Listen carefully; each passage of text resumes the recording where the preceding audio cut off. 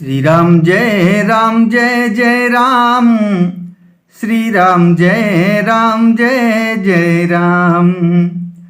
गई मूर्छा राम ही सुमिर, नृप फिर करवट लीन। सचिव राम आगमन कही, विनय समय समकीन। इतने में राजा की मूर्छा दूर हुई। उन्होंने राम का स्मरण करके राम राम कहकर फिर कर करवट ली। मंत्री ने श्री रामचंद्र जी का आना कहकर समय अनुकूल विनती की। अब निपयकनि राम पगुधारे, धरि धीरज तब नयन उघारे।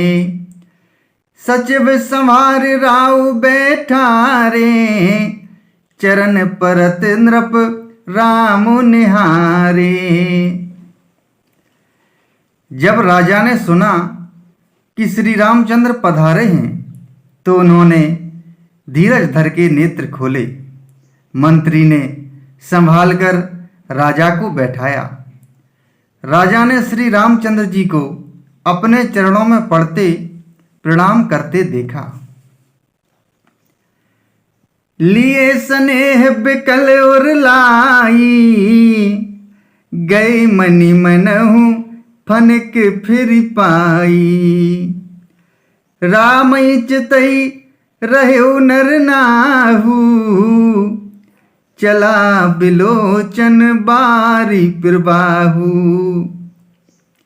स्नेह से बिकल राजा ने राम जी को हृदय से लगा लिया, मानो सांप ने अपनी खोई हुई मणि फिर पा ली हो। राजा दशरथ जी श्री राम जी को देखते ही रह गए। उनके नेत्रों से आंसुओं की धारा बह चली। शोक विवश कछु कहे न पारा, हृदय लगावत बारहि बारा। विधि मनाव राउ मन माही, जहि रघुनाथ न कानन जाही। शोक के विशेष बस होने के कारण राजा कुछ कह नहीं सकते। वे बार बार श्री रामचंद्र जी को हृदय से लगाते हैं और मन में ब्रह्मा जी को मनाते हैं कि जिससे श्री रघुनाथ जी वन को ना जाएं। सुमिर महेश ही कहि निहोरी, बिनती सुनहु सदा शिव मोरी। आशुतोष तुम अवढर दानी, आरती हरहु दीन जन जानी।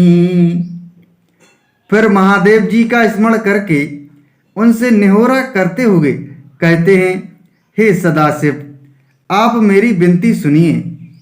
आप आशुतोष शीघ्र प्रसन्न होने वाले और अवडर दानी मोह मांगा दे डालने वाले हैं। अतः मुझे अपना दीन सेवक जानकर मेरे दुख को दूर कीजिए। तुम प्रेरक सबके हृदय, सोमति राम ही देहु। बचनु मोर तजी राही घर, परिहरि शील स्नेहु। श्री राम जय जय राम। श्री राम जय जय राम।